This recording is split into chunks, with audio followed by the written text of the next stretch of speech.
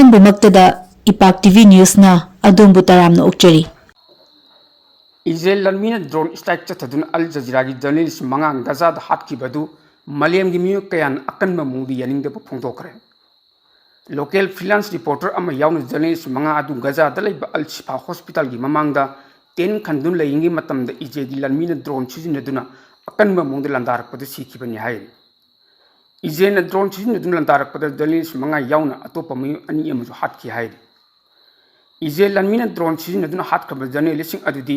अल Jazeera की correspondent Anas Al Sharif, Mohammed फिके अमसुंग cameraman operator Ibrahim Zaher, Moamen Aliwa अमसुंग Mohammed Noufal, Mohammed Al Khaldi कौब local freelance reporter अमसु Israel air strike अदुदा हाटखि हाय। रिपोर्टर विदाउट बॉर्डर्स ने इजराइल ड्रोन सिजिनदुन लंदारखिब अदुदा जर्नलिस्ट खरसु असु अपनंगि हाय। Council of American Islamic relations ना अल जजीरा की जर्नलिस्ट मंगा इजराइल की ड्रोन अटैक हाटखिब अदु अकनब मुंगदी यानिंगदब फोंदोपग लोइनना यूएस अमसुंग मलेम की मीडिया वर्कर्स सिंग पैलेस्टाइन सिंग मफमदा मिनुंगसी अमसुंग इकाई खुमनु उतनब तक्सिनख्रे। CAIR की national executive director निहात Awana फोंदोरखिब वफम अमदा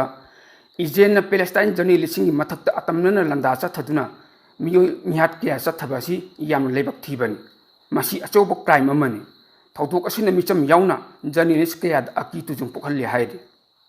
Israel drone strike चथदुना जर्नलिस्ट हाटखिब अदुबु यूनाइटेड नेशन अकनब मोदी यानिंगदब फोंदोपग लोइनना थौंग असि इंटरनेशनल ह्यूमैनिटेरियन लॉ की चटना पथापिंग थुगाइबनि हाइना मराल सिखि।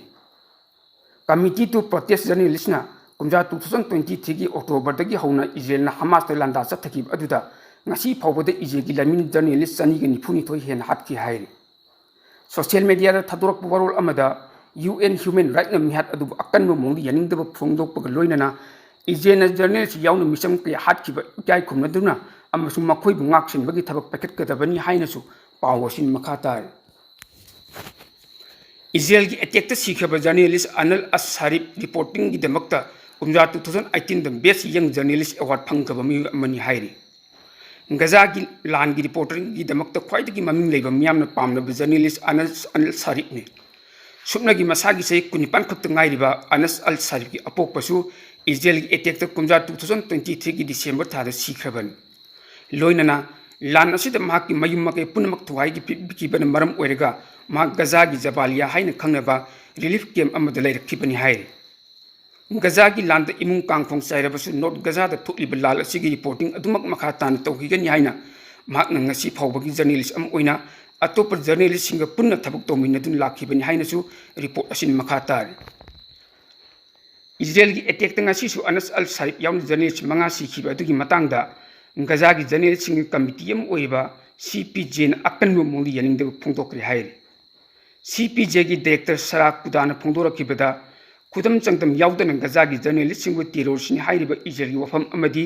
प्रेस की निंगतंबबु नमथनब होटनरिबा इजराइल की थवोंग की मथक्ता मलेम की लिबाक्सिन अकनब मियंग चंगफम थोइ हाइनसु पावोसिन मखातार।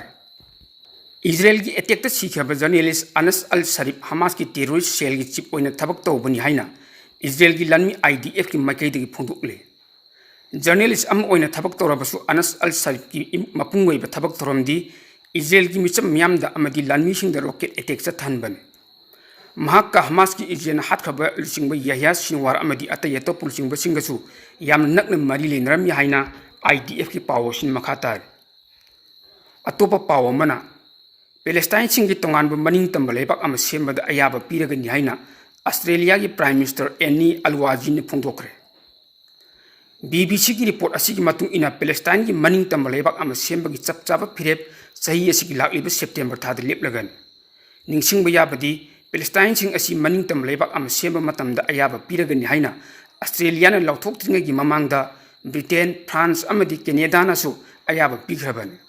लोइनना मलेम की लेबाक कयादा लेब पैलेस्टाइन सिंगना हाइबदी अचौब इहौ कया हौदुना इजेन गजादा चथैबा पैलेस्टाइन सिंग हाटप अमदी ओटप नैबगी थबक यानिंगदब फोंदोकपग लोइनना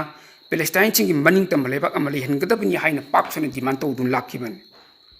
न्यूजीलैंड की फॉरेन मिनिस्टर विल्सन पीटर नसु पैलेस्टाइन मनिंग तंब लेबाक अम ओइहननब होटनबदा मतेंग पांगलगनि हाइना अकनब मोंग फोंदोकपसु लेखरबन। ऑस्ट्रेलिया की प्राइम मिनिस्टर एनी अलवाजीना पैलेस्टाइन मनिंग तंब लेबाक अम ओइहनबदा अयाब पीगन तौबतबु पैलेस्टाइन बॉर्डर एरिया खुलाई पाइब लुपसिंग मिलिशिया लेहलोय हाइबगी चपचाब थाजब पीगदबनि हाइबगी कंडीशन थमके पैलेस्टाइन हाइरिब लम असी कुमजा 1993 ओस्लो एग्रीमेंट की मतुंग इना मतम खरगी ओइब लेबाक अम ओइना सेमखिबनि हाइनसु पाव असिन मखा तारे पाव असिगी सरगम ओइना मणिपुर की मतंग पाव खर अपडेट तौजगे लोन यादब थबक अमत सेंटर मणिपुर तौरकदब नते करिगुंबा मणिपुर मियामना पामदब मणिपुर काइबियाब थबक प्राइम मिनिस्टर नरेंद्र मोदी न तौलबदी बीजेपी मणिपुर अमदी एमएलए सिंग येंगदुन लेगदब नते अदुगुंबा फिबम अदु लाक्लबदी इमालेबा की दमक लेप्तुना चपचाना मयुकनगनी हाइना लमलाई केंद्र की एमएलए केएस इबोमचाना फोंदोखरे वफम असी बीजेपी लमलाई मंडल सिंधुना इंडिपेंडेंस डे ग मरी लेनना हर घर तिरंगा की चटखिब खोंचत फोंदोखिबन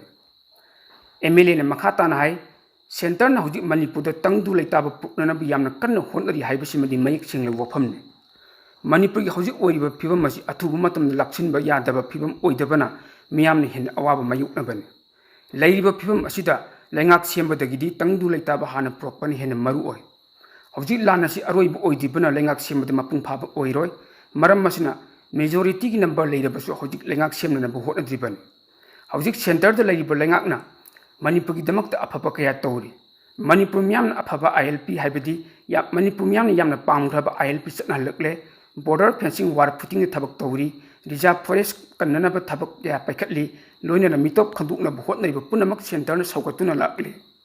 सेंटर अखोगी दमक फननब कया तौरपना अखोइन अयेतप नत्रग पेंदब फुंदोकपग याब वफम कईसु लेती हाइखि महाकना हाय कनागुंब खरना अरानब पाउदी इंफम ओइरग कुकी सिंगी तो खाइब लंबी अम सेमनब होटनबदा सेंटर सौगतली हाइना संतोकपसी यामना लेबक थीबनी हौजिक फाउबगी ओइनदि सेंटर मणिपुर मियाम अपामबगी मयोक्ता थबक अमत तौरप लेत्रिबना सेंटर लखलअलिब थबक थोरमसिंग असिदा अखोई पुनः सौगतमिनब तंगाई फदि हाइनसु एमएलए केएस इबोमचान मखा ताना फोंदोखे Hello everyone, it is IPAC TV News, a news networking channel dedicated to the cause of human rights.